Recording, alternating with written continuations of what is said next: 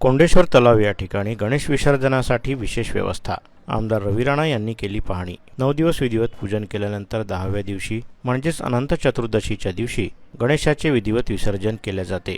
आज विसर्जनाच्या दिवशी शहरातील सर्व विसर्जन स्थळी चोख पोलीस बंदोबस्त आणि महापालिकेकडून विशेष व्यवस्था करण्यात आली आहे. कोंडेश्वर तलाव परिसरात सुद्धा महापालिका प्रशासन व पोलीस प्रशासन एकत्रितपणे गणेश विसर्जनासाठी लोकांच्या मदतीला सज्ज आहे. कोंडेश्वर तलाव परिसराची आमदार रवी राणा यांनी पाहणी केली. तसेच गणेश विसर्जन स्थळी गणपतीची पूजा अर्चना करून भक्तांना अनंत चतुर्दशीच्या शुभेच्छा दिल्या.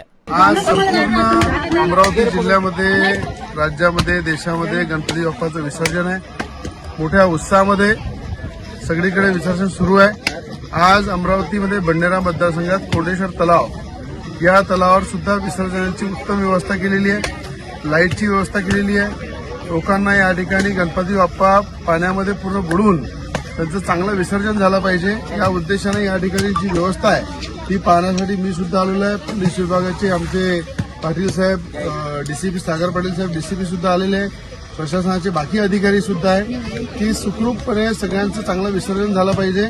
आनंदामध्ये गणपती बाप्पाचं विसर्जन झालं पाहिजे आणि पुढच्या वर्षी बाप्पा लवकर आले पाहिजे हे सगळ्यांच्या मनामनामधली एक मनामनामध्ये सगळे प्रार्थना करते. आणि सगळ्यांच्या 10 दिवसामध्ये ज्यांनी पूजा केली, आराधना केली, आरती केली, सगळ्यांच्या इच्छा पूर्ण हो आणि सगळ्यांचे दुःख नष्ट हो हे बाप्पाच्या चरणी आम्ही सगळे मागत आणि या ठिकाणी कोंडेश्वर तलावामध्ये विसर्जनाची व्यवस्था छत्री तलाव, कोंडेश्वर सगळ्या परिसरामध्ये आम्ही या ठिकाणी केली आहे.